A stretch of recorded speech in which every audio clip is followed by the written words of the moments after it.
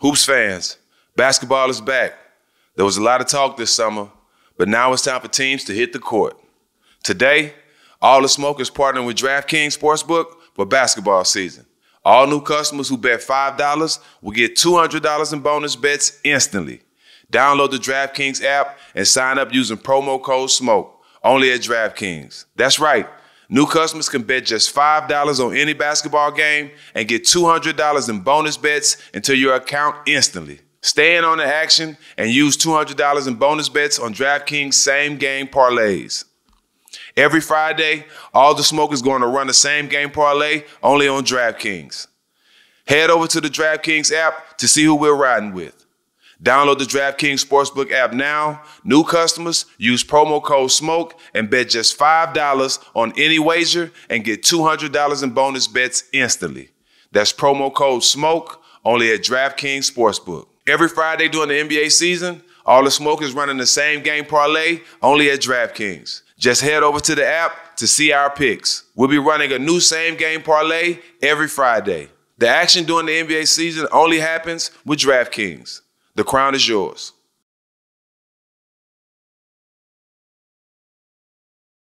Attention all sports enthusiasts and ball game aficionados. It's that magical time of the year when football's in full swing, basketball is back, and baseball playoffs have us on the edge of our seats. But speaking of ball games, it's time to talk about the champion of the grooming game. That's right.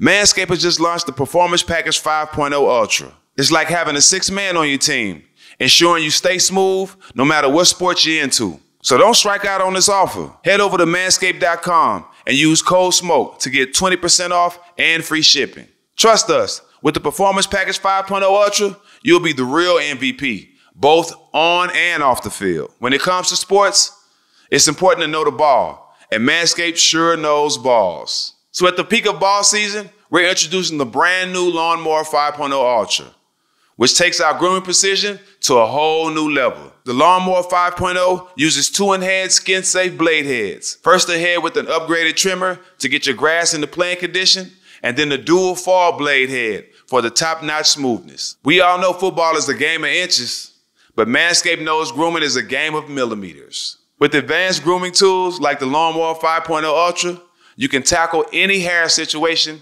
and come out looking like an MVP. Also inside this bundle made for your balls features the new Weed Whacker 2.0 ear and nose hair trimmer, crop preserver ball deodorant, crop soother toner, and 2 free gifts. With all that and a bag of ballpark chips, there's no reason not to put your game face on and give it a go. The playoffs are no joke, and neither is this. Make the right call with Manscaped. Get 20% off and free shipping with code SMOKE at manscaped.com. That's 20% off with free shipping at manscaped.com and use code SMOKE. We got balls and beard trimmers, but mostly balls.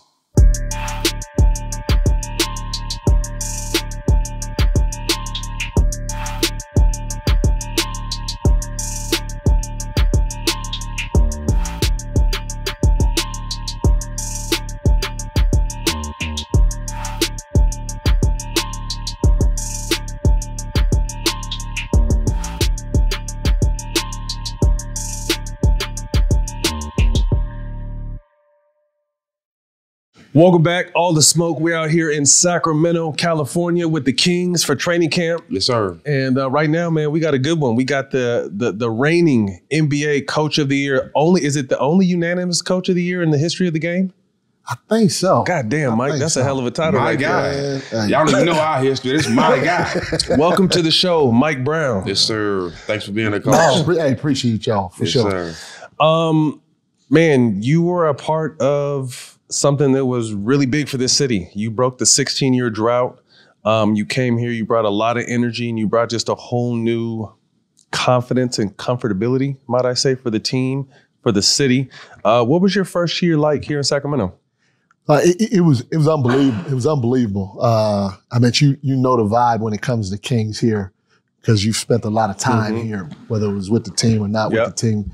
And these people, they breathe and live this team. I mean, for 16 years, they didn't go to playoffs, but they still hurt from that year after year after year after year. And so for us to break the drought, have the fans engaged again, and be as excited as they were and are, it's just a great feeling, a fantastic feeling for all of us. You know, and it's more than basketball when you see people's faces light up when they're talking to you about the playoffs and the energy and What all else that is other it here, stuff. though? Come on, bro. I'm just saying, the Kings is everything here. Hey, send your comments to him. That's my guy. But send your comments to Stephen Jesse Jackson. Yeah, that's it. How's life? You know, obviously making the playoffs isn't good enough. I know you well enough to know that. But how was your first off season here? And did you get to do anything outside of kind of how do we get better for next year? No, you know, I got a chance to enjoy the city. I actually, I'm not a guy that goes boating, you know, because They got you out on the water? I went to Lake Folsom. Yeah. Yeah, I went out to Lake Folsom, got a couple little boats, and me and some family and friends went out there on the lake and had a good time, you know, getting to know the city and the people in the city, especially, you know, they got some pretty walking down on the river and all that other stuff. It's been a good time in the summer. The only thing that I didn't get a chance to do, I got 2 Harleys. I didn't get a chance to hop on my Harleys and ride because there's some great riding in this area. And I didn't get a chance to do that.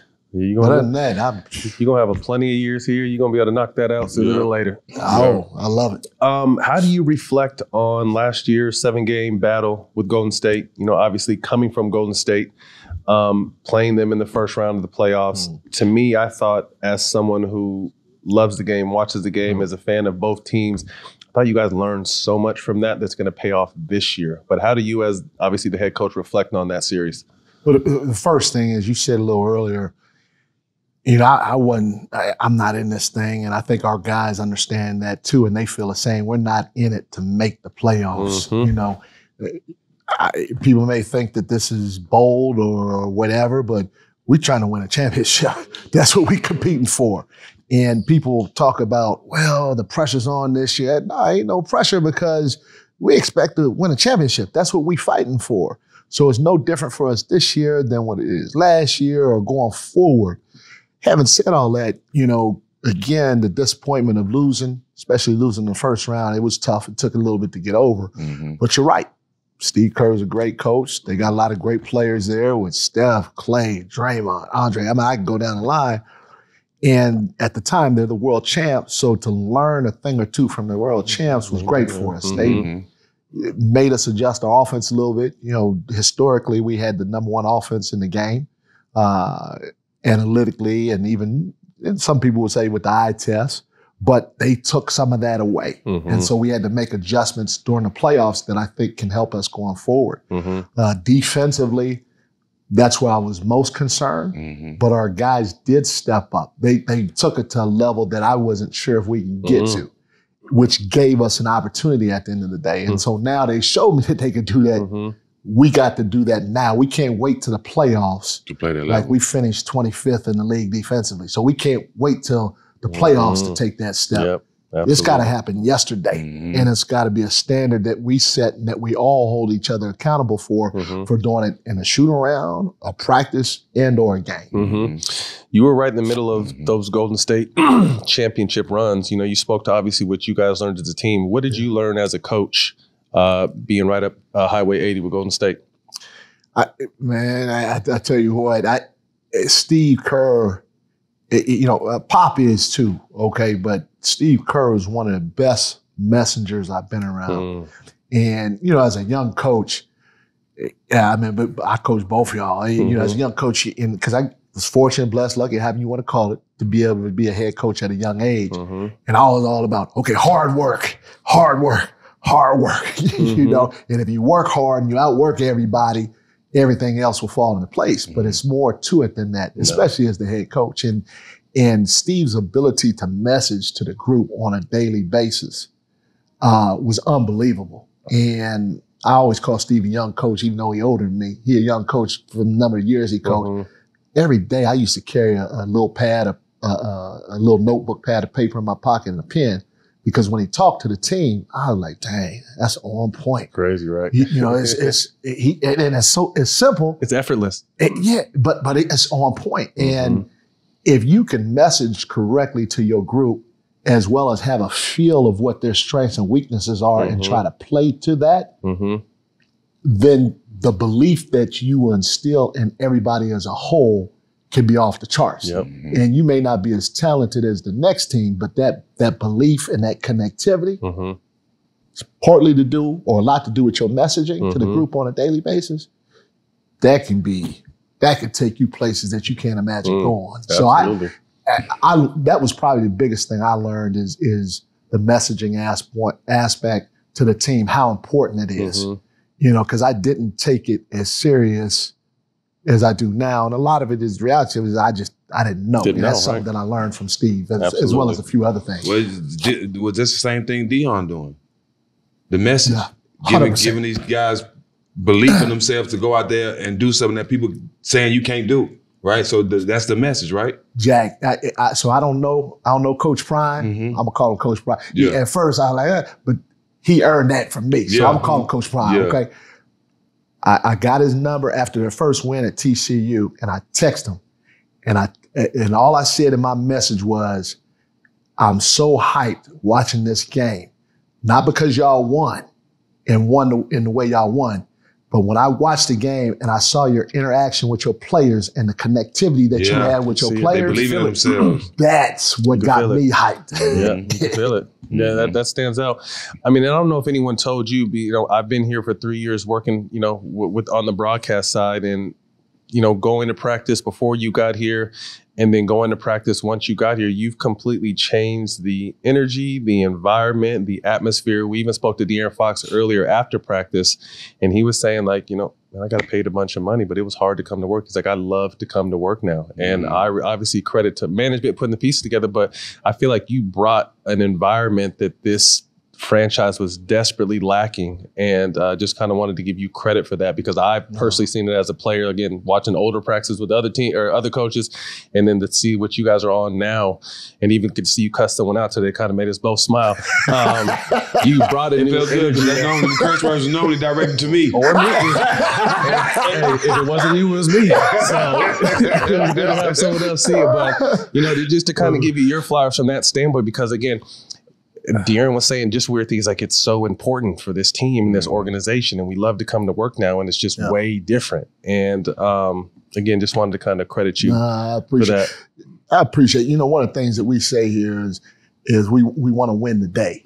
You know, we want to win the day, and part of winning the day is, number one, your work ethic or competitive spirit that you bring to the table. Number two is the details. You know, you can't overlook any detail if you want to be great. And the last one is continuing to form that belief in each other that we're going to be good. And the way you do that is by doing things the right way, playing the game the right way. And, you know, for me, I got to make sure if I'm asking my guys to do that, the details and coming to work and bringing the competitive spirit and all that, I got to do the same. I got to let them feel. They don't have to always see it or hear it, but they got to feel that all that stuff's important to me. So I got to bring it too. Absolutely. I can't come in here and sit back and chill and let them work. And you got to be out there running the line drills with them some days. I seen you. I was like, oh shit, Mike, don't pull no hammy. Mike was out there sprinting his ass off. But you know what winning look like. See, that's the thing though. That's as a player, to have a coach come in here. Not only do I know I can have a relationship with him, but you know what winning look like. So it's easy to respect that, because that's where we all trying to go. We're all trying to get 100%. There. You guys brought your core back, and obviously being in the media, some people, Sacramento didn't make a ton of moves, and I didn't look at it from that side, but I looked at it. They believe in what they got. Yes. They're building what they got. You re-signed Sabonis. You brought the rest of your core back. You have some strategic adds like a Chris Duarte, JaVale McGee, Sasha, who I'm looking forward to getting a chance to see. But, you know, obviously expectations are a championship, but talk about the growth you've seen it's only been a couple weeks from the core last year to this year. You again hit it on the head. If you think about teams that had great runs in this game, they're usually the teams that have a core that they keep together. A lot of times you might be able to have a run if you throw this free agent, that free agent together. You might have a good year, maybe 2 years if you're lucky. Then somebody's out. And so now you got to start all over again. And one of the things I told, you know, Vivek and Monty and Wes is, I'd like to build a culture here that's sustained. I'd like to build a winning culture that's sustained so that 3, 4 years, 5 years from now, we still rocking it because we got our group together. And then eventually, okay, hey, he may be getting a little older or maybe, okay, let's move on from him and bring somebody else in. And so then the new ones coming up can keep it going. And that's what gives you longevity at the top of this game, or in my opinion, any game. So in order for us to do that, we had to figure out what our core is. And then we had to give them an opportunity to see if they can grow, to see if we can grow from within. And that comes from our work in the summertime. You know, if you working in the summertime and you getting together and you getting connected in the summertime, there's going to be some carryover. And so the thing I saw this summer from our guys is Foxy's growth with his leadership.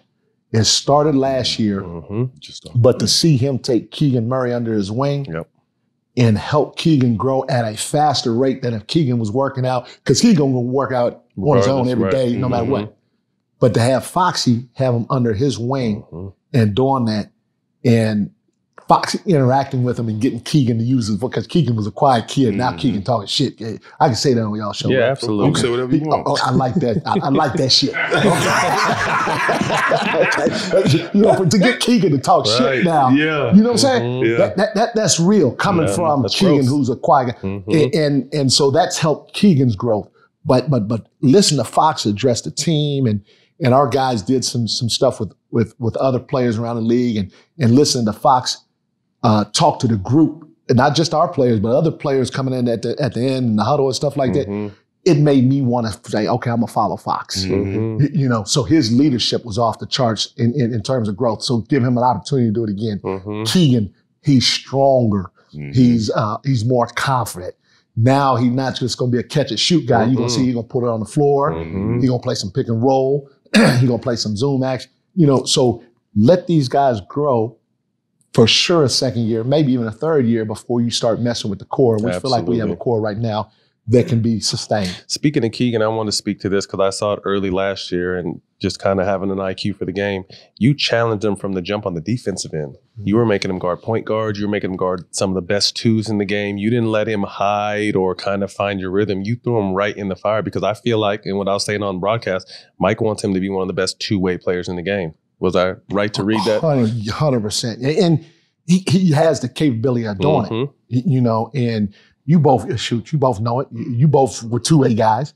And so you know how valuable that is in our business, especially at your size. Your size, and Keegan's size. You get a guy that can guard on the ball, now you could do different things. Now, at times, you may be able to switch 1 through 5. You know, because if a 5 rolls him down, you know he's going to be able to keep him off the glass and or get him off that block and not be able to get taken advantage of. So Keegan has the ability to do it. We just got to put him in positions to be uncomfortable and try to figure it out from time to time without really hurting the team as a whole for too long of stretches. I remember I was in San Antonio when I first got to San Antonio, and I was frustrated about not playing. And he came to me one day in practice. He was like, "You can't say he. Let the world. You mean Coach Mike Brown?" Well, first of all, this is how it started. Okay. I'm in New Jersey. I make the rookie all-star team. Byron don't play me no more the second half. How come? I have no idea. Okay. But it's just the P in me, I guess. And we playing the Spurs. I'm just on the sideline. My ones ain't warming up or nothing, because you know me. I ain't playing. Fuck all y'all. I'm ready to divide it. Ain't warming up or nothing, J-Mac, right? So I see him walking down. I'm like, you know what I'm saying? He walks, he's like, keep your head. Keep your head. We come to get you. Keep your head. You know what I'm saying? I'm like, hey, right. Hold on real quick. I can't get fined for that now. No. Statute of limitations. Okay. Statute of limitations. Because he put it out, man. I'm worried they gonna come hit me with 10. I told this story 3 times already. Okay, go ahead. And so I'm like, cool. So during the summertime, you know, I was on a 1-year deal, so I ended up signing with San Antonio for summer league. Had a great summer league, ended up making the team, but I'm not playing right out. You know, so I'm on the injured list. He comes, this when my career changed in San Antonio. He was like, we all know you can score. You was second in summer league behind Dirk scoring. What's going to get you on this court? If you play defense. I locked in from there. That turned me into a two-way player. I wasn't a two-way player until that conversation. And that got me on the court with the Spurs. Then I ended up starting. Then I ended up winning, you know what I'm saying? So When he say that to people, he sees something in you that you don't see in yourself. Mm-hmm. No, he's credited you a lot of times with that, and it's dope to have you here and have you hear it because he's credited you a lot to kind of turn. It takes a lot to turn a fucking light on in his head. So that shit don't work. That switch don't click all the time. You need to twist it. The power might be off. You somebody might have paid the bill this week. Oh shit! Man. But a lot of y'all don't know that story, man. Me getting to San Antonio, me getting the opportunity to play on the championship team, and all that started with Mike Brown. Man. I love you forever for that, man. I'm gonna take it a step further too, because a lot of people don't know that year. If you're not in the lineup, we don't win it. You know, and obviously Tim is Tim. Well, I'm not taking nothing away from that, but you carried us at times that people in today's game and world don't even know during that championship run, which was off the charts beautiful. Definitely doing this. Y'all, but I knew you, R.C. Buford, Pop, Tim. I knew. Trust me, I knew because y'all made me feel so appreciated about being able to beat that experience. Popovich, speaking of Spurs, Popovich's theory is you need 3 stars in their prime to win a championship. You obviously have 2 all-NBA performers in Fox and Sabonis. Who are you looking forward to stepping up this year to possibly be that 3rd star? Keegan. I'm going to put the pressure on. I mean, I was waiting for you to say it. No. Hey, we had a practice last week, and he played Zoom action. He hit the big, and he went back and got the ball, or he played DHO, and his man went underneath. And Keegan passed the ball. And I stopped practice. I said, whoa. Yeah, not here. I said, if another man disrespect you and go under anything that you do out on that floor, you better shoot it. Yeah. I said, because if you don't, you're coming out the game. Mm-hmm. So you figure it out. You do what you want to do. You take it. And then, hey, I'll tell you, next clip, went under. Lit him, yeah. Lit him. He's got the chance. Now, I ain't going to give it to him. Yeah, I got to earn it. He got to earn it. Mm-hmm. But he got the chance to be that guy. Mm-hmm. I see it. Hoops fans, basketball is back. There was a lot of talk this summer, but now it's time for teams to hit the court. Today, All the Smoke is partnering with DraftKings Sportsbook for basketball season. All new customers who bet $5 will get $200 in bonus bets instantly. Download the DraftKings app and sign up using promo code SMOKE, only at DraftKings. That's right. New customers can bet just $5 on any basketball game and get $200 in bonus bets into your account instantly. Stay in on the action and use $200 in bonus bets on DraftKings same-game parlays. Every Friday, All the Smoke is going to run the same game parlay only on DraftKings. Head over to the DraftKings app to see who we're riding with. Download the DraftKings Sportsbook app now. New customers use promo code SMOKE and bet just $5 on any wager and get $200 in bonus bets instantly. That's promo code SMOKE only at DraftKings Sportsbook. Every Friday during the NBA season, All the Smoke is running the same game parlay only at DraftKings. Just head over to the app to see our picks. We'll be running a new same game parlay every Friday. The action during the NBA season only happens with DraftKings. The crown is yours.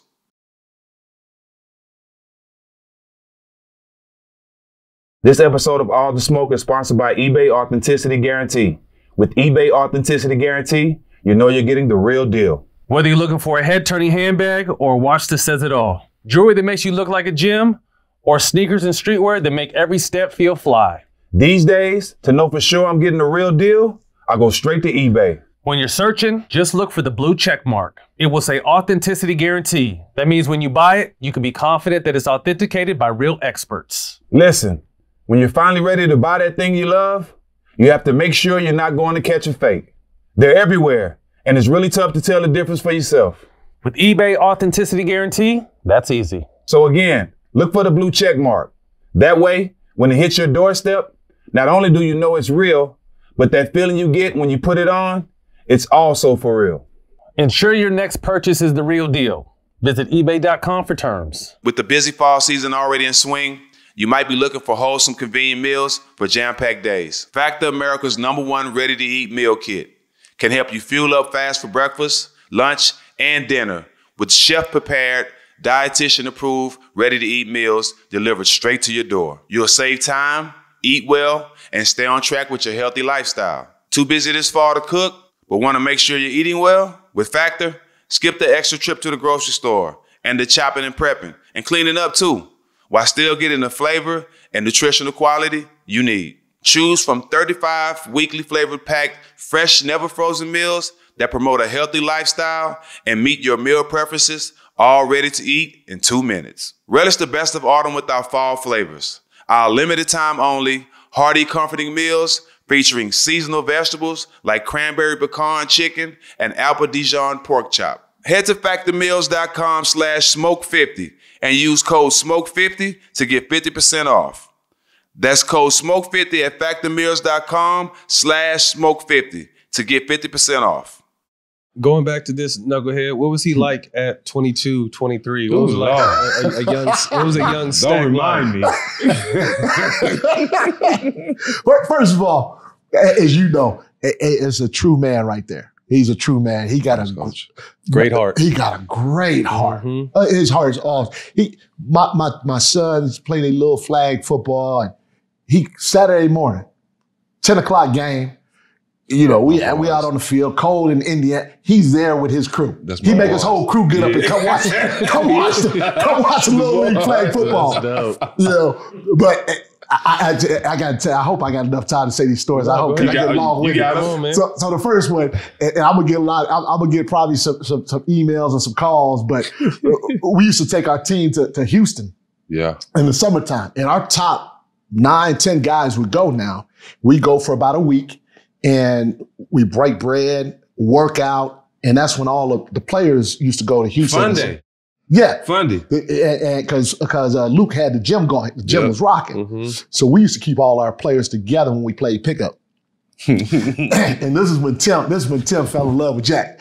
So we played a pickup game against most of the Rockets. And you know, Tim and David, because they were both there. They both real quiet, head down guys. And, you know, the Rockets, they talking a little smack. And, they was talking trash. and Coutinho threw a lob to Steve Francis, or Francis threw a lob to Coutinho, and went up and dunked it. And they like, yeah. Let's run these bitches out of here. Jack grabbed the ball. He said, whoa, wait now. Who y'all calling bitches? Put a name and address on that. He said, because if it's directed at any of us, we go find out who right bitches now. Like, we go outside right now. It's basketball. We ain't gonna do that. And man, Tim and David, they were like, yes. Yeah, exactly, bro. Exactly. Tim loved it. Hey, Matty, from that time on, yeah, Nobody said nothing to our team. And Tim had me like this from here on out. From that on. Yeah. That's the first thing. So everybody loved him because he's about the team. Mm-hmm. He's about, if you on his team, he got your back. Mm-hmm. You ain't got to worry about that at all. And the second thing was, this was interesting. This kept my life interesting. Anytime we play a game, all right, and Jack know this, soon as I'm okay saying that one too, right? You say whatever. Okay. We can say way worse. Okay. As soon as he rock up, he know the horn coming, right? Yeah. I ain't got to look at the bitch. I know somebody come and get me out. Okay. And as soon as he hear that horn, he don't even turn and look. He start cursing. And I'm like, oh, shit, okay. I don't know how to deal with this. So Pop ain't even look at him now, okay? Go get him, Mike. Jack walking, just looking at Pop. Pop looking at the action. Jack walking to the end. As soon as he passed the coaches, I know it's my job. I get up. Tap my leg. So I go down to the end. I get my curse out. No, fuck that, MB. Get the fuck out of here. You know that's a ball. So I sit there. I get cursed out. Then I'm like, okay, you done? You done, motherfucker? Yeah. Then if he ain't done, he'll keep going. But if he done, if I say, yeah, I'm done, I say, okay, now this is what you need to do. Mm-hmm. And after he take a breath. Let me get it out. After he take a breath, he know what's right, what's wrong. He relax for a sec, then he go back out there. And if it was bad enough, He gonna. Let's show you. Let's go to the bench. This is what I can do. I'm going in. Mike, here do this. Just stand in front of me. Like, Yeah. Stand in front of me, looking around. You know, let me get it out. Just he blocking me from coaching. Yeah. I'm going in. Yeah. Okay. All right. You done, motherfucker? You done? That's how I always go. And you know what? It goes back again. This is a testament to his heart.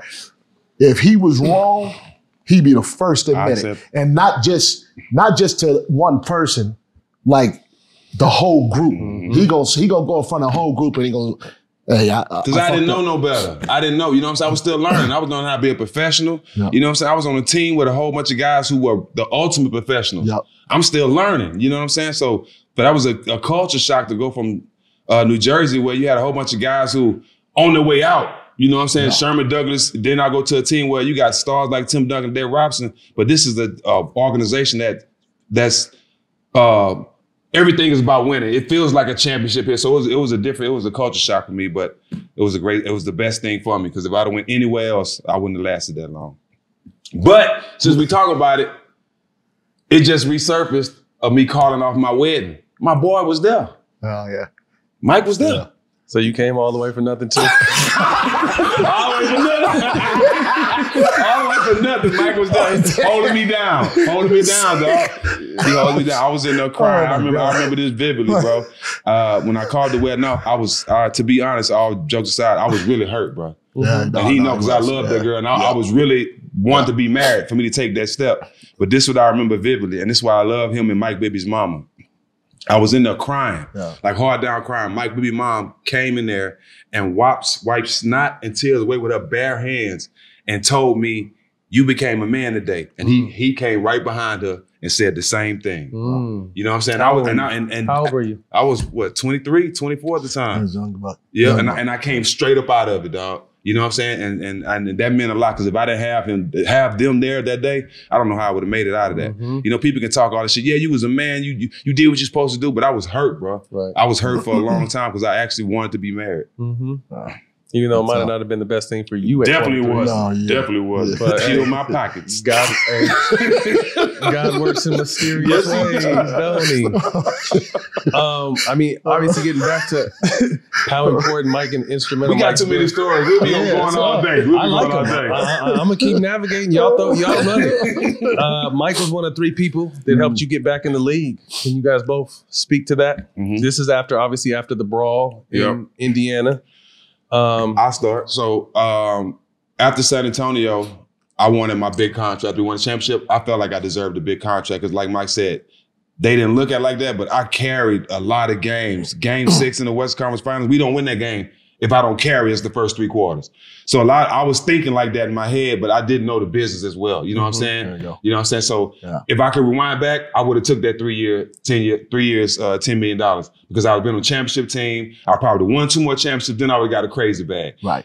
That's here nor there. But I didn't understand the business at the time. So I was upset with them not getting my bag. So I had to go to Atlanta for 1 year to prove myself. I'm betting on me. I bet on myself today in front of anybody. I'm betting on me.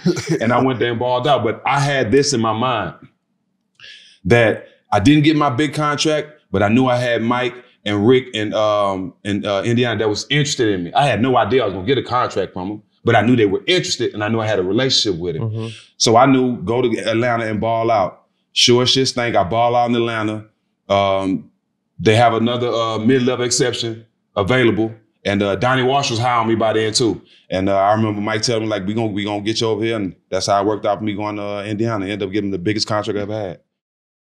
Thanks to my guy. Now, fast forward to... thanks to you, because you earned it. I went grind for it, I went grind for it.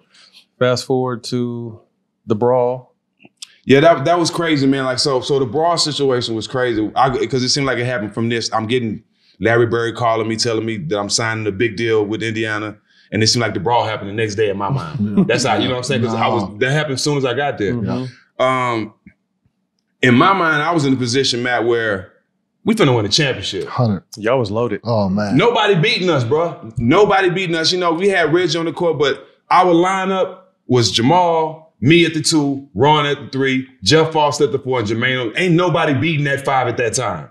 on both ends of And the if court. y'all lost, y'all can fight too. You know what I'm saying? But we was that type of team. Yeah, I can dig it. So, and at the time, we beaten everybody. We're like 14-5 or something like the time, probably, I think.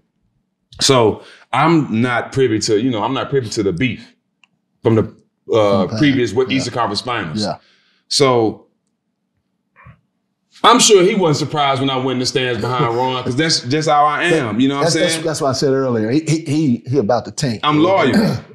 And so he knows sometimes it could be to a fault. Yeah, right. exactly. But that's who he is. And when he went, I didn't think twice. Right. Game was over. We could talk about it now because people willing to look it down and slow down the frames.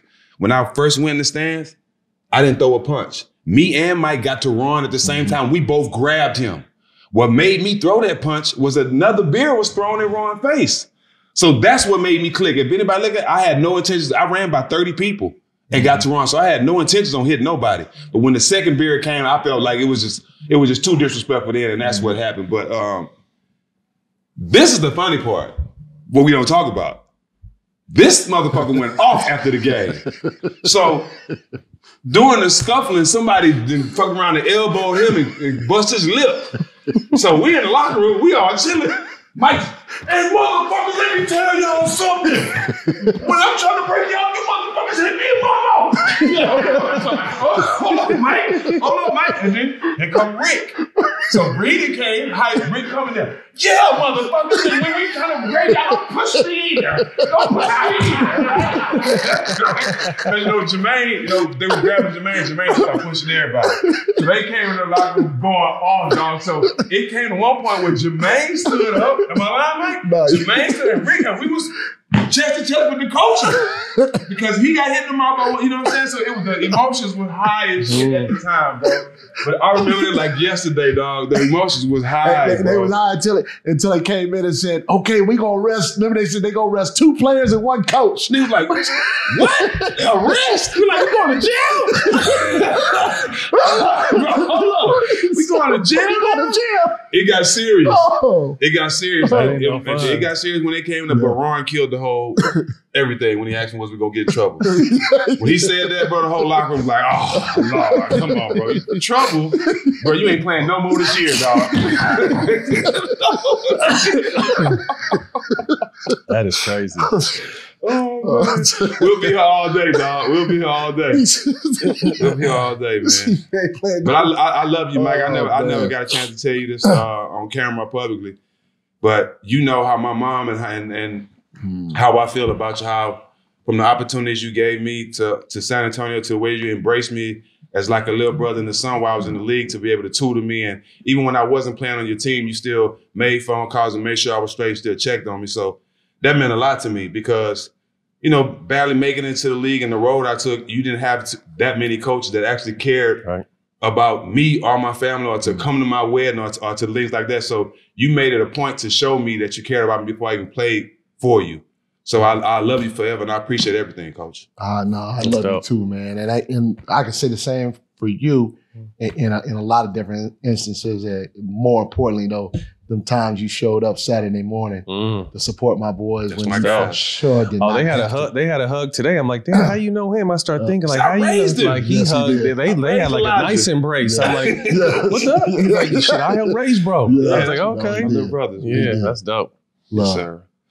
Let's jump back up to your upbringing. Pops was in the Air Force, and you was always moving around. How was that? Born in Columbus, Ohio, and bouncing around. How was that growing up? It was cool from the standpoint. I experienced a lot of different cultures early on, and so it helped me go into a lot of different situations, not afraid or at ease, because I was in them types of situations all the time growing up. Constantly moving. Because your dad's in the Air Force, so you got to figure out, okay, how do I fit in when I get to this school? How do I make friends when I get to this school? How do I adjust to this culture? And being in Germany, you go to school with Americans because you're going to school on base and all that, but you're still living in the German community at times. You're still interacting because you're going off base with the Germans. So again, it just helped me get more cultured at an earlier age, which translated to a lot of stuff for me, even in my coaching career. And did you learn to speak the language? I spoke it fairly well back then. I mean, I Enough can to get ask. by? I can ask where you live right now. How old are you? But you know, I'm dating myself. But that last time I was back there, that was back 1988. You know, when I was back there speaking it. So it's been a minute. Growing up in the military environment, does that have a lot to do with the man you are today? Yes, and I said it earlier. You know, my coaching style. I'm again fortunate, blessed, lucky, however you want to call it, to get an opportunity at a young age. But at a young age, I was disciplined. I was really disciplined, and in my opinion, organized. And you know, when I first got in the league, I was sleeping in my office. I thought it was the best thing in the world because, you know, I go down, sleep in the training room. I wake up, you got your showers there. You throw on a pair of shorts and you click and you back at work. So my work ethic was off the charts, and I credit a lot of that to my dad. My dad, he was an enlisted guy, but he, you know, his stuff was pressed every day. And there were times he didn't want to be in the military, but you know, he did it. He did it with his head held high, and he was organized and disciplined and all that. And he instilled a lot of that in me that I carried over to my life and my direction, my goals that I had in mind for myself. You were a basketball and football star. How did you get into those sports? Again, my dad, he loved sports. And so all of us, you know, there's four of us, myself, my older sister, she played softball growing up. She actually stopped and, you know, going to college. She was real smart, got an academic scholarship to Boston University. Then my younger brother, who played 5 years in the NFL. And then my younger sister, who played Division I basketball. My dad just started us early. He was one of those fathers that was around a lot of times. He coached us, you know, and because he was passionate about it, you know how it is, man. Especially if your dad's passionate about something and you're younger, a lot of times you're gonna fall into that and you're gonna be passionate about it. And so that was that. It was mainly because of him and his love for the game. Bernie Bickerstaff, David Fisdale, Hank Egan, Coach Egan, my guy, Coach Egan. Chris Grant, Eric Musselman. Talk about the influence Crazy. That's just the influence crazy. of San Diego and his influence on the NBA, San Diego. Oh man, there's a lot of us out there. USD. Yeah. My UCLA coach is there now. Shout out Lav. Yeah. Steve Lavin, he's there. And you know, I think a lot has to do with it because, you know, we went to USD and we knew we couldn't play. So we had to figure out some other path to get to the league. Self-awareness is very important. You gotta wing it. You know, so we wanted to get to the league. We got to figure out how we get to the league because it wasn't going to be because we could play, you know, at the time. But another guy, James Borrego, USD guy. But so it started. You know, I played there. Never forget. I was about to go on my last trip as a player on the team. Stopped by Coach Egan's office. He got a coffee table in there. There's a USD magazine. And on the cover is a picture of Bernie Bickerstaff. And I'm like, whoa. And I started reading it because Bernie was kind of, at the time, he was my idol because here's an African-American that was a head coach and a GM already. But he never played in the league. And so I'm like reading this and I'm like, he went to USD? And, you know, because Bernie from the rural area of Kentucky. And his route to get to USD was crazy in itself. And so that blew my mind. So that even drew me closer to him. Although he didn't know me and I didn't know him just from afar. So I asked Coach Egan, I said, hey, do you know anybody in the NBA I can get an internship with? Because I still took me 4.5 years to graduate, so I had to come back for a half a semester. And he said, yeah, I know Larry Brown, because Hank was at Air Force Academy when Larry was the head coach of the Nuggets. They used to come down there for training camp. And he goes, I know Bernie Bickerstaff. I said, you know Bernie? He said, yeah. I said, can you ask him for an internship? He said, yeah. So I did a summer internship, which turned into a job offer as a video coordinator. And that's how I got in the league. And then once I got in the league, you know, this is back in the day where we had the VHS tapes. Tapes. You know, deck to deck. And then we had the big satellite dish and you had to plug in the coordinates to try to get the games. And I was the only guy in the video room. And so when they finally let me get help in the video room, I didn't really know nobody, so I just was calling on my ex-teammates. Chris Grant came and interned for me. Neil Meyer came and interned for me. David Fisdale, when he tried to get in business, we played. So Eric Spoelstra and I played against each other. He was at University of Portland, and I was at USD. Now, we was better than him. I used to kill him. We used to guard each other. I used to bust his ass. We gonna put that on record, okay? So, but he's still my guy, And so when David Fisdale wasn't getting league, we called Spo and said, "Hey, we got this young guy, Bro. Can you hook him up?" So they didn't even know each other. So Spo took him on because Spo was in the video room, and then it just started growing from there. That's really dope. That's crazy. Hell yeah. That's crazy. Assistant coach under Bickerstaff, under Pop, under Rick Carlisle. Obviously, 3 guys that made their mark as head coaches in this league. Real quick, one thing you learned from each of them. Bernie Bickerstaff, I thought his feel for players. You talk about a players coach, in my opinion, it's Bernie. Pop, he was a guy that, in my opinion, made everybody 1 through 15, plus everybody in the front office, everybody on the staff, even the janitors, feel like when they won it, they were all a part of it. Yeah. Everybody was a part of it. I don't know how he did it. I still try to duplicate that, but he was amazing in that area. Rick Carlisle, details. He's one of the smartest. Yes. Dog. He is methodical about the details, and it's just because he's a smart individual. Smart. Absolutely smart. Really dope. You land your first job in 2005 as a head coach at just 35, very young, and being a black coach at that young. At that time, did you feel like you were ready? Had you had enough bumps and bruises yet, or? I'd never go back on it. I'm gonna keep taking that paycheck. Right. But if I was keeping it real, no. And that's that. Even though we had success, we had a lot of success because we had LeBron James. Now, he was still learning and growing too, but he made my job a lot easier. And when I look back on it now, I look at some of these young coaches now, like Mazzulla and some of the other guys, and I'm just amazed because the pressure now is even so much more so than back there because of the social media and all the other access that we give you guys now, to us. And so the jobs that they do are a lot harder than when I first got the job. And I watch them. I watch them in interviews. I watch them on the sidelines and all that. And I'm just amazed at them. There was a lot that I still needed to learn. But I was fortunate, blessed, lucky to be able to have the job at the time and to take bumps and bruises. Experience is the best teacher. Yes, sir. Yeah. Yes, sir. And that, which in turn has helped me be a better coach today. Yeah. One word to describe 21-year-old LeBron James. That's it right there. For real, huh? I'll take that one. That's it. That's a good one, too.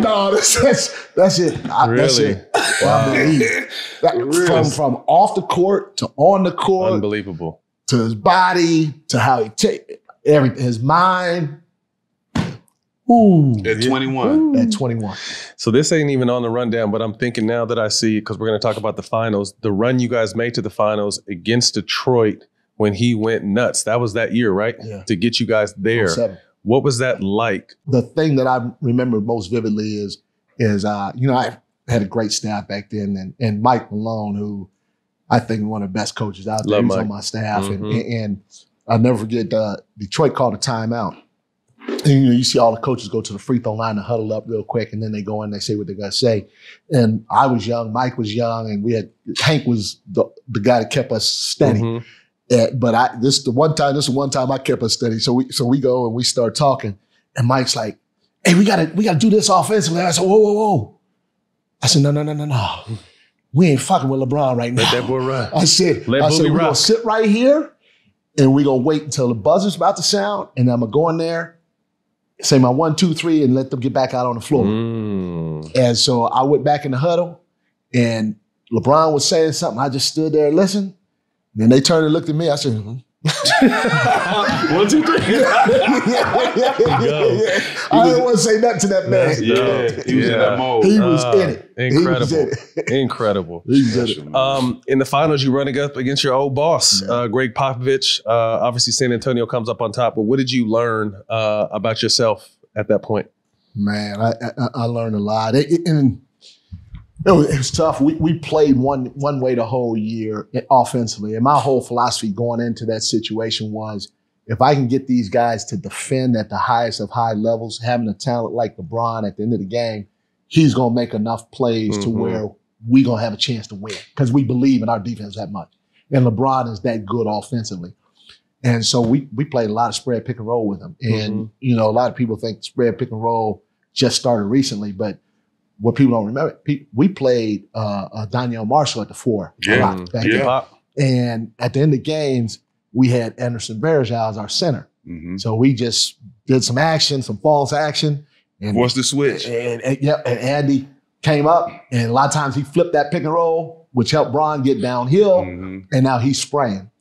And, you know, it was great during the regular season, and it got us through our defense, and that got us through during the playoffs. But when we went up against that well-oiled machine, and they basically, wherever Bruce was guarding the pick and roll, and Bruce was quick, and, you know, he was tough. Feisty, tough, hungry, all that stuff. Bruce went all the way under and just waited on LeBron at the free throw line. And then the big waited on LeBron at the free throw line. And now they forced him to take jumpers at the time. That hurt me because he wasn't as confident as jumper at the time. Correct. And I didn't. It was hard to make adjustments at that time that drastically to your offense to try to beat those guys. Because if you look at the score, it wasn't like we got blown out 100 to 79. They were 85, 82. You know, close games. They were close games, but it was because we just couldn't. We were solid defensively. We couldn't score. And Tim didn't play that well. Tony was going crazy. Correct. Tony was going crazy. And if I remember right, what also hurt, Larry Hughes didn't play. Larry Hughes was our starting point guard. And he had gotten hurt. I think he had gotten hurt. He didn't play. And having him be able to match it with Tony might not have stopped Tony, but he was one of the best defenders in the league around that time. Yeah, he was long, athletic. Ain't gonna make him work. On the other hand. Right, correct. You took a lot of heat in the media at that time. Some were saying LeBron was coaching, and how did you deal? How do you, when that media storm and all that kind of bullshit and noise, how do you stay mentally strong and confident in your abilities? It was hard as a young guy, you know, but I really tried to ignore the noise, even when we were playing well, because I didn't want, you know, you always attribute a lot of stuff to the people you work with. And one of the things that Rick Carlisle was really good at, he never really got too high, nor he never really got too low. He was pretty even keeled the whole time. And that helped me a lot working for him and listening to him say that. But having said all that, yeah, you know, I'm human. It did bother me a little bit when the stuff that you heard, but I'm a firm believer that you got to give guys ownership. And I got that. I even got that from Pop. I mean, I was in the huddle as an assistant coach on the great teams in San Antonio where sometimes Tim would say, no, let's do this on the board. And Pop would be like, okay. You know, the difference is Pop is Pop. And so they ain't going to mess with him like they mess with me, you know, and that's just part of it. So I accepted it and I moved on from it. And, you know, I grew from it and learned from it. Just like another thing, we were one of the first teams. And again, it's because of LeBron, our pregame, our guys were dancing and doing all this stuff. And people used to kill me. They used to say, you ain't got no control of your guys. They doing all this BS before the game. I'm like, it's basketball. They just having fun, you know? But because I was a young coach, it was, and we were a young team, it was an easy target for people to talk about back then too, you know? But you learn a lot as a young guy, like Jack said, you know, you take your hits and your lumps, and as long as you don't, you know, as long as you take it and you try to grow from it in some way, shape, or form. And that's, I can honestly say that all the experiences that I've had and went through, I'd be the first to say I was wrong, you know, because I'm not right by no means all the time. And you just hope you learn and you grow from it. That's it. And you hopefully you're going to be better next time around. Los Angeles Lakers come knocking. You get that job. You come in the year after Phil Jackson leaves. Hell of shoes to Mike fill. made some bags, man. Mike you made some bags, Some man. big shoes to fill. Lakers. My boy got some bags. Like, How did that process happen? First of all, if I could do it again, I probably wouldn't do it again. Yeah, I ain't mad at you. Because, Phil, he's one of the all-time greatest. And, you're not going to be able to duplicate anything he does. And I hate to say this, but you ain't going to be able to duplicate what Pop did. That's a tough problem. And even Steve Kerr now to a certain degree, It just is what it is. But the challenge was great and all of that stuff. When I looked at the job, I just thought that there was still a lot left with the team. And obviously, God rest his soul, but Kobe's Kobe. So you got Kobe. And then the reality of it is there were some great players. Powell is great. Even Andrew Bynum for a young guy. I don't know if at the time, did Ron change his name already? At the time? Yeah, you know what he was. So he was Ron, Malice. yeah. So, you Fish, there was a lot there. But the reality of it is I was next most excited about Lamar Odom. So much game. And you're right. Not only did they have so much game, but the flexibility, the versatility gave that team. Like you could play big with him at the 3, Powell and Drew, or you could play him small. At the 5. Powell, you could play Powell at the 5, him at the 4, and then what I'm saying. So the versatility on that team excited me more than anything else. And that was the lockout year. I'll never forget. Man, we had a lockout year the whole time as a staff. We working on it. How can we enhance this versatility, and not just offensively, but defensively too. And then 2 days before training camp start, they said they traded him. Oh man, that crushed me. That crushed me. And it is what it is. I thought we still had a decent year. I think we won the Pacific Division. I want to say that year, and we took was OKC. We took OKC to 7 games or 6 games in the second round. And yes, there could have. You look back, and I wish I did this different or that different, but I thought we had a good year. And then year 2, we started off 1-4. I was okay with it because we had a lot of new faces that we were trying to integrate in terms of Dwight, Nash, and there was maybe somebody else, but I go in and I get fired, and it is what it is. It's the business. That's the code business. gives 5 games. Real quick, what was it like working with Kobe and trying to, I don't even know, what do you call coach-player relationship? Not friends, but how did you get on the same page with Kobe? What was that process like? It was great because Kobe, for me, and there are a lot of coaches, we have our own coach speak, but there are a lot of coaches that coach Kobe around Kobe that had a hard time because Kobe blunt now. Kobe gonna look you in the eye and tell you what he want to tell you. For me, I like that because I felt I always knew where I stood with him. You never had to assume. I didn't have to be correct. That's the best way to say. I didn't have to assume anything because if he didn't like it, he gonna tell you. And so that was for me the best part about him. Now you throw in his competitiveness and all this other stuff, and it was great. Now the thing that was tough was because he had won championships with Phil and he won them in a certain way, it was hard as a young coach to say, hey, Kobe, let's do it this way. New style, he wasn't having it. Yeah. I'll say it for you. Cole wasn't having it. Cole wasn't having it. Like you would just see, and it wasn't like I said, it wasn't almost a disrespecting. It was just like, Kobe's like, we've won 5 this way. So now there's a whole new philosophy of what Mike is trying to implement on us, and it's just sometimes it just didn't work. 100%. And I don't blame him because I'd probably be the same way too if I was with him and I experienced 5 championships doing it a certain way. But the tough part about it, man, as you know, is I can't be Phil. That's hard. And not only that, I wasn't even on his staff, so I don't really. So now I'm learning a lot as we're going along of what used to happen. And because I don't coach like that or I wasn't around, sometimes it's hard for me. I can't adjust just because Phil did it. Right. You got to do it your way. Yep. But what you didn't know coming in, like there was some internal funk. And when Phil decided it was time and Mike came in, you would never know Phil Jackson was ever there. They took all of his shit down, bro. It was crazy. All of it. So some guys are coming back like. Not only that, if you remember too, the whole scouting department was gone. And then they brought in. I mean, there was a lot of stuff change. A lot of change at that time. I think Jim Buss was making calls at that point, and there was a lot of moving parts. Outside of basketball, who's Mike Brown? Oh man, I'm a grandfather. Wow, you're a papa, huh?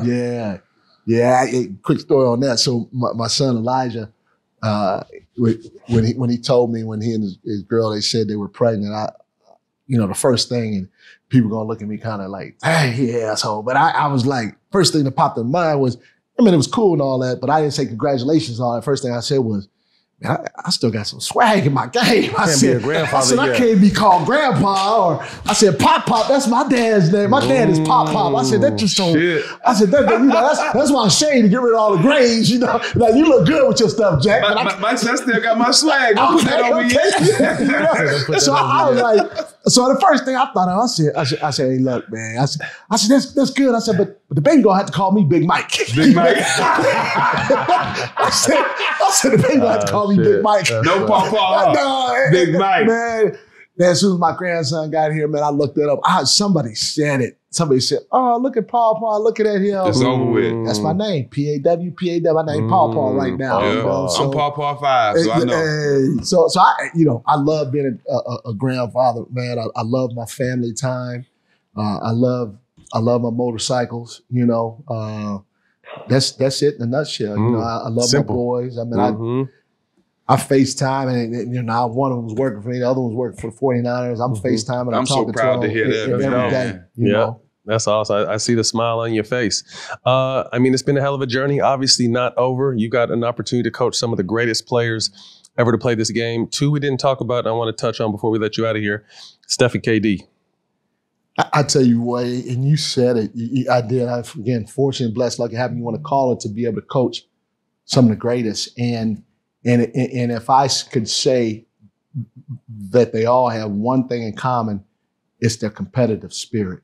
The competitive spirit for who they are already, which is what makes them great. And you can put / work ethic, because a lot of people think that these guys just show up. Hell no. They don't. None of them do that. Know the time and the commitment that they put in behind the scenes to be great. And then when the lights come on, they don't understand how competitive they are when it comes to trying to win and to contribute what they can contribute to help teams win. It's unbelievable. That's your solo camera right there, talking to all the Kings fans. What do you got to tell them this year, Coach? You guys were great last year. We're going to need you even more this year. So keep doing your thing, keep showing us love, and we're going to keep laying it out on the floor every single time we step on that hardwood. A lot of love for you guys. And Sacramento, let's rise up, baby. Let's that fucking beam. Light the beam. All right, before we get out of here, Mike, if you could rewatch any game in the history courtside, which game would it be? Say, that's a great call.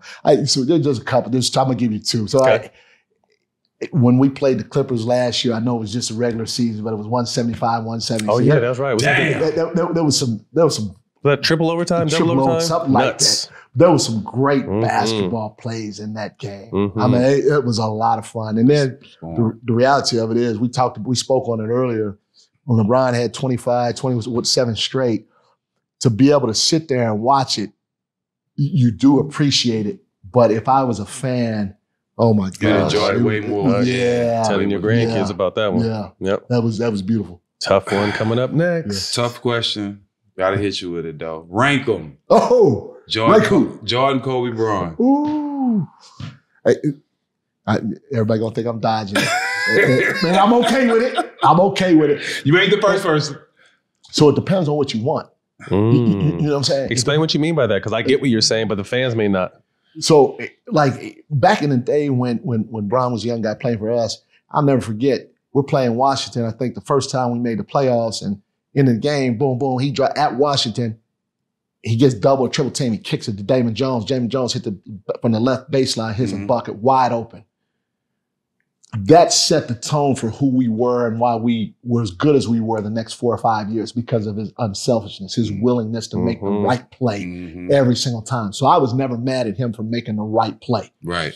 Because now it makes it easier for me to tell you Got to. And you Got to make the right play. LeBron doing this one doing it all the time. Yeah. And it's crazy he gets knocked for that, though. That used to drive me insane. And it's like, are you trying to create an individual? Or are you trying to create a team? Right. You know? And so especially if you're putting a team together, okay, for the first time, and you're trying to lay the foundation, the principles, the culture, all that, man, because he gonna help with that connectivity. All around. You know what I'm saying? Now, if you just want straight killers, you know, you that at time would say, "Fuck the team, I got you," and who can get you and carry you, then you go with those guys. But one of the things that I will say is, and at the end of the day, and this is why Bron is still.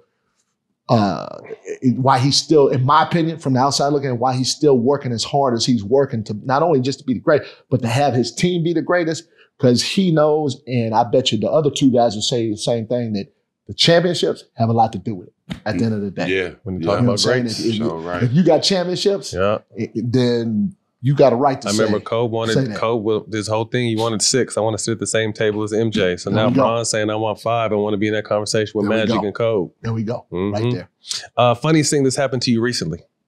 Oh, dang.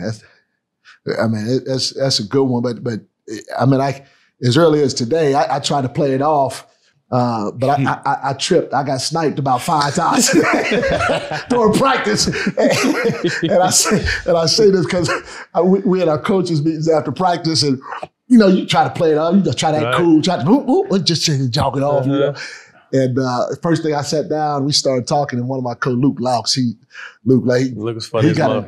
Got a chance to be a head coach. I got 4 or 5 cats on my staff. Jordy was ranked the best assistant coach in the league, right? DC. DC is learning. I'm saying people are sleeping on DC. What I like about him too, he's like Darvin Ham. When I had Darvin Ham in the Lakers with me and the Lakers, because he was coaching in New Mexico at a really low level, and he had just gotten fired or something, and so I bring D Ham in, and we wanted to give D Ham scouts that year.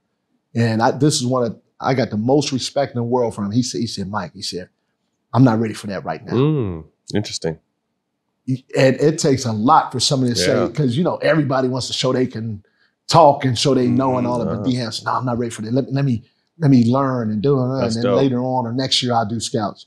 But DC's the same. DC works hard at his craft. And there's too many of us, especially y'all as Black ex-players, and I'm not trying to go down that road too far, but where they like, let's hire him because he can help with the relationship. No question. You know what I'm saying? No question. And Doug and D Ham are guys that I've been around that take that to heart. Like they trying to learn the game. And that, in my opinion, that's what makes D, because he got what y'all got, and he also got the other stuff. And there's a lot of guys out there that have that just don't get the opportunity. But so I, now going back, I sat down, and Luke's smart ass, we talking serious. He said, he said, you got sniped to come to you. See him lying. Oh, hey, Luke, where you going with it, man? But I think he said, are your sneakers new? That was sticking, huh? For y'all that don't know, the reason why we say snipe, because when you're in the basketball gym, there's no humps in the floor. The lines are flat. So it's no reason to trip. You just might be running or walking, and the floor is just freshly got shined. Fuck that. In Miami, someone tripped me. Remember that shit? I got it. Hey, D-Wade pump faked me. I ran into the stands. That shit was fucked up, but someone tripped me, I swear. I didn't get sniped. Someone tripped me. Top 5 coaches in your opinion all time. Oh. That's good. I mean, you got to throw Pop in there. Chuck Daly, you got to throw Chuck Daly. Rest in peace. Now, I'm gonna say these 2 names, but the career is not over, and they probably you got to throw Steve Kerr, you got to throw Spoelstra probably in there. Good call. I like that. And then this is just me selfishly. I don't know this, but as much love as Red Auerbach got, he might have to be in there, as well as Bill Russell. Interesting. So Bill, a lot of people don't know, he was a player's coach, right? Yep. And how many? 8, right? He won, but as a player coach, 11 total. Yeah, 11 total, but I think he won a couple as a player's coach. Yeah. So if I'm correct, then I would have to, because I don't know if there's anything harder than to be a player coach. Yeah, exactly. Yeah. Who's going to sub you out? In the time that he was living in. Right. Yeah, correct. You go down the line. Yeah. 5 dinner guests, dead or alive. Anybody at your table breaking bread with you? Man, I know people will be like, hey, man, he don't know what he's talking about, but my family, my 2 boys, my grandson, my girl. I love it. You know, this is the first. We're over 200 episodes. You're the only person that's ever said that. I like that. I like that too. No, that's my dope. family, man. Dope. That's right. That's right. Who do you want to see on our show, All the Smoke? But before you answer that question, you have to help us get your answer on the show. Oh. I done got good at that shit. I used to stutter like a motherfucker. Hey, Mike has coached and been around a lot of great people. Yes, he has. So I'm sure his Rolodex is thick as a motherfucker. No, you know what? No, I was about to say, I'd love to see Pop on your show. I would be honored. I'd love to see Pop. But also the next two down, and Steve, Kerr, and Spoelstra. We got Steve already. Spoelstra would be dope. Okay. That'd be a good call. Any of those. Steve Kerr told some great stories. Yeah, Steve, about he got a lot. I got to try to find that one and go back and see that one. Yeah, that's my guy. Because he got some stuff. Yeah, he got some real stuff. I remember after we won the after we won the in 06. Uh-huh. I mean 03 when we won the West Conference Finals, and he came in and hit those 4 threes. Yes. After the game, the media was all on him. And but they don't. I was sitting in the back. Yep. Me and it was Ginobili. First Ginobili came over, was like, bro, you deserve the MVP. Yep. Then Steve Kerr came. I'm talking about, they was asking questions. He beeline to the back, like, you won us this game. That meant the world to me. That's dope. And that's what I was talking about. That's what I was talking about right there. Because he got a lot of love, which, he hit some big shots. But if he don't do him, he don't even have a chance to hit the big shots. Yeah. Talk to him. Yeah. Well, Mike, man, we appreciate you taking the time. Best of luck with this team. Yeah, definitely long overdue. Happy for you. Like I said, being from here and seeing what you've been able to change, not only this team into, but the city. Because like Jack said, as much as I love Sac, there ain't much to do out here. But you brought winning back to Sacramento, and that I know that means a lot for every single person in the city, man. So we wish you the best of luck this season and for many seasons on, and thank you for your time. Yes, I appreciate that. But now I heard you about to ask a quick question about my best art. I'm gonna give one name. Can I throw one name out there? Throw 5 of them if you want. I'm gonna throw one out there. So a lot of people, I like old school rap. Okay, and that's what if you hear music coming from a Harley, it's gonna probably be old school rap or it's gonna be country. One of the two. Yeah. So I gotta give a little love to my guy Kane Brown. Kane Brown, the country music. Yeah. That's my guy. I'm familiar. I haven't heard his music, but I heard of it. Hey, get hip on that. Kane Brown, he knows his stuff. Well, make sure you check him out, man. Well, that's Mike Brown, reigning NBA Coach of the Year. You can catch this on Showtime Basketball YouTube and the iHeart platform Black Effects. We'll see y'all next week.